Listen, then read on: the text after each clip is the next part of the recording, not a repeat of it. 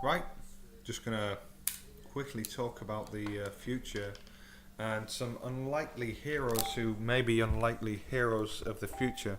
And those unlikely heroes of the future, I'm just sorry, I'm just trying to mute my Facebook. It won't let me mute it.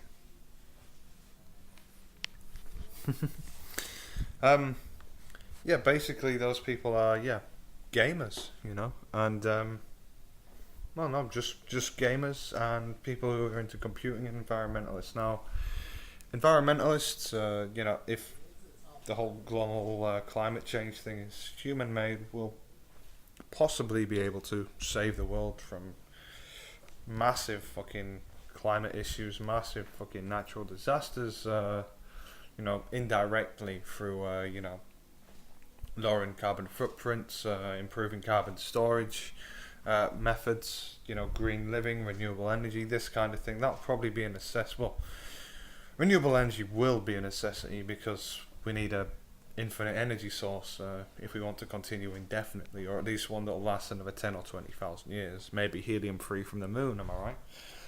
Um, so yeah, it's I guess it's obvious how environmentalists could be unsung heroes, but gamers might be unsung heroes because I guess environmentalists, this sort of it's sort of seen as heroic, but gaming, it's kind of seen as just this kind of lame thing that a bunch of nerds, or it used to be. It's becoming a more popular and kind of normie thing, and the hipsters are into it, and it's kind of becoming the future, but kind of not. It's still a bit lame, but not quite as lame as it used to be, right? Uh, but with computers and technology looking to become the future, and obviously a lot of like the problems we're going to have with the environment, they're probably going to be solved by people initially, actual humans on the ground, but we'll have to design computers and robots that can actually solve these problems better than people eventually, and they'll replace us, yeah. But what's bringing this to the front, and what's really bringing computing technology along is the consumers. So the people, the retards on social networks, the people who are pushing for, well, new versions of Samsung phones and Apple's and iPhones and that kind of thing, like all the phone technology that's coming out and improving as a result of people on social media. So they, in a way, are unsung heroes of technology. They just aren't conscious unsung heroes. Some of the gamers actually are conscious unsung heroes. Whether they're aware of it or not is a different thing. Because I know a lot of gamers, well, not actually that many, probably like 10% of the gamers I know do know quite a bit of programming, although I play RuneScape and they're pretty fucking nerdy people on RuneScape. There's a lot of DDoSing going on, so they obviously know something about, about how servers run and VPNs. A lot of people bot, so they know a lot about VPNs. So they know a little about computers, right?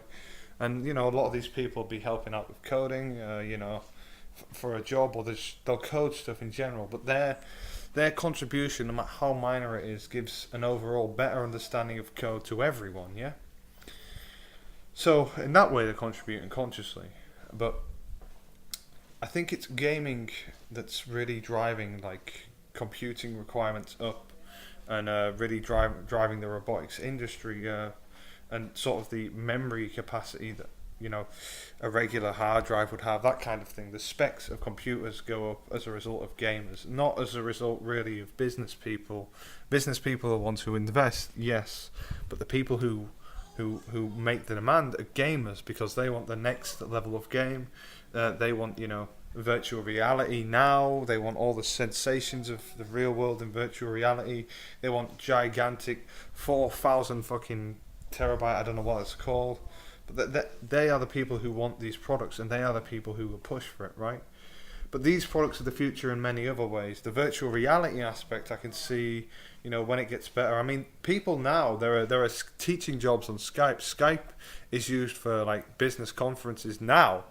When virtual technology gets better, I imagine we're going to have digital maps on virtual worlds where we'll, instead of having a real office meeting, because everyone will be working globally, and we all decide we'll take a flight to China. Hey, fuck that. Let's just go on our touchpad, plug our device into our brain, and yeah, here's the room that we're in. But it's computer nerds, it's geeks who want to play games, who are the main driving force, I'd say, because most of us don't want to sit and play old school RuneScape with shitty Rex. We want to play groundbreaking new games. We want virtual reality porn. We want it to become more and more seamless and more realistic, and with less interruptions. We want perfection, and there's a lot of computer and gaming nerds who want more and more and more. Not just regular consumers. Regular consumers just want social apps and things that can help them organize events and just it's fun for them.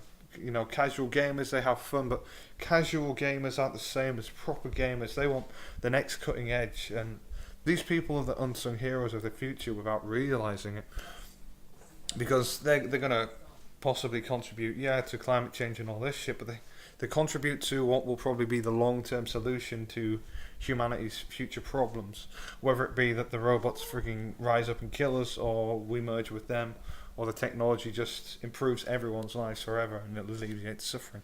I see that, they are the people driving it forward, and all the people who are making YouTube entries, like myself, or even Facebook, any informational or hypothetical entries. These kind of people now, they don't realize what they're doing. They don't realize how their demand is the driving force of our expansion. All these people who have these phones where they can record on the go, where they can live stream in public. You need quite a high internet connection in order to live stream in public. We're going to start getting dongles that are like 200 Mbps. That would be amazing, and I can see that happening pretty soon. I know that. I think the highest connection speed ever is like several terabytes a second. It was quite an expensive experiment with some kind of optics. I don't remember. I think it was laser optics or something like that. And I managed to get several terabytes a second. Imagine that being the actual future. Yeah. Imagine that being now, several terabytes a second. Our technology would just be obsolete now. We would have to radically improve our gaming industry, because all the hardcore nerds would say, listen, we can download terabytes a second. Why are we playing games that are under 7,000 terabytes again? Why do we have software that isn't capable of producing games like this at the moment? Why don't we have this level of complexity in our gaming? But these things have application for other things. That's my point. They might first enter the world through gaming, but they have different applications, Like military training, for example. Right now, I can't go out in military training and actually kill the other guys. They have to pretend to fall over. There's a delay. I don't feel the pain. I don't feel, the proper stimulation of being actually shot, or the psychological detrimental damage of that. Whereas if you could recreate hypothetically with good enough virtual reality that exact simulation. If you had sensory stimulation as well, you could completely recreate that without any real conscious being having to die as a result. You could make really, really good simulations. It's got some good practices. You could learn languages there. There's so much you could do. You could explore I guess different physical shapes in that kind of space. So yeah, I think here's to you guys who are gamers. Thank you very much for what you're doing, and I hope you realise your contribution to the world. And to those of you who are doing blogs, anyone who's putting information out, proper information, producing it, you are pushing the future, and the information that you send out, whether it be good or bad, is shaping the future. And I acknowledge you for that, and I thank you for that. Even the shitty social stuff, even the shitty stuff like people are producing trash information, me included, talking about what their anal sex experience was like, shit like that. That's crazy. It could be seen as such a waste of time, but it's not.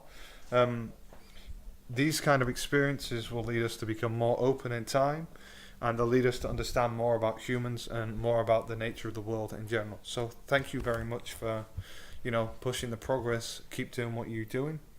And thanks for watching this. I hope you enjoyed, and see you in the next one.